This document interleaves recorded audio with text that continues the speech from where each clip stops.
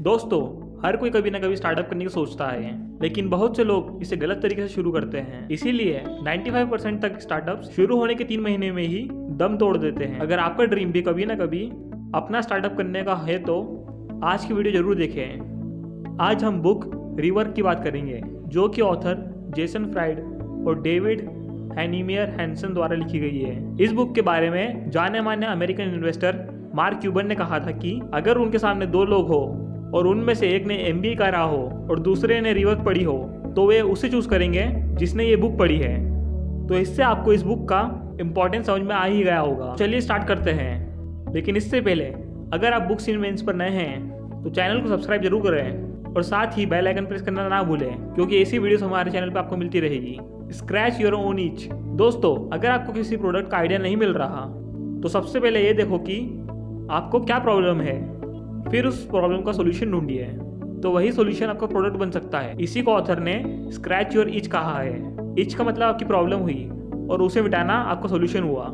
आइए इसे एग्जांपल से समझते हैं। जूतों की फेमस कंपनी नाइकी के बारे में आपने जरूर सुना होगा, लेकिन उसके शुरू होने का किस्सा शायद ही आपको पता होगा। अमेरिका के एथलेटिक्स कोच बिल बोरमैन ऐसे जूते ढूंढ रहे थे जो बेहद स्ट्रांग तो हो लेकिन वेट में हल्के होना चाहिए। उन्होंने बहुत ढूंढा लेकिन उन्हें ऐसे जूते नहीं मिले, इसलिए उन्होंने अपनी वर्कशॉप में लेदर और आयरन का उपयोग करके खुद ही ऐसे जूते बना दिए। इस तरह उन्होंने अपनी प्रॉब्लम खुद सॉल्व कर ली।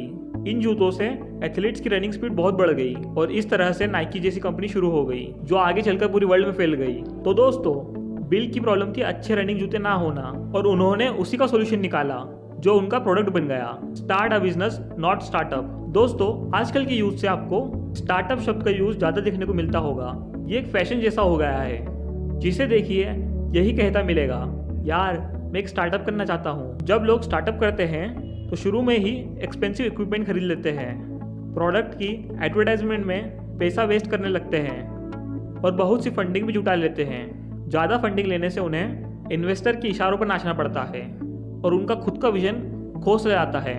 इसीलिए ऑथर कहते हैं कि स्टार्टअप और एंटरप्रेन्योर जैसे फैंसी वर्ड्स के कन्फ्यूजन से दूर रहे, बल्कि खुद को एक बिजनेसमैन की तरह देखें। इसके लिए आपको ना कोई डिग्री चाहिए ना ही सूट बूट। ज़्यादा झंझट में पड़े बिना अपना बिजनेस डायरेक्टली स्टार्ट कर दीजिए। जो कुछ आपके पास है उसी का उपयोग करिए, फिर धीरे धीरे बिजनेस को स्केल अप करते जाइए। जैसे शुरू में एंड्रॉयड का बहुत ही सिंपल वर्जन शुरू हुआ था, जिसके पॉपुलर होने के बाद उसमें अपडेट होते गए और अब तो आए दिन नए वर्जन आते रहते हैं। ऐसे ही शुरू में बहुत सी फंडिंग लेकर बहुत से लोगों को प्रोडक्ट ना बेचें, इससे आपके प्रोडक्ट में कोई भी क्वालिटी नहीं आ पाएगी। शुरू में कुछ ही लोगों को अपना प्रोडक्ट बेचें, फिर उनका फीडबैक लें और इम्प्रूव करते जाइए।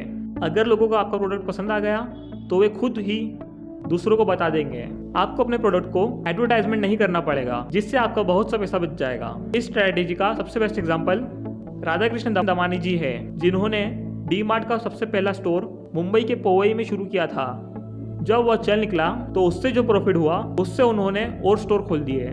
इसी तरह आज उनके सारे इंडिया में 300 से भी ज्यादा स्टोर खुल चुके हैं और वो बिलियनर बन चुके हैं। इसलिए स्टार्टअप जैसे फैंसी वर्ड से बचें और अपने प्रोडक्ट को बिजनेस की तरह बेचना शुरू कर दीजिए। दोस्तों, ये वीडियो ज़्यादा लंबा ना हो जाए, इसलिए हमने इसको 2 पार्ट में डिवाइड कर दिया है।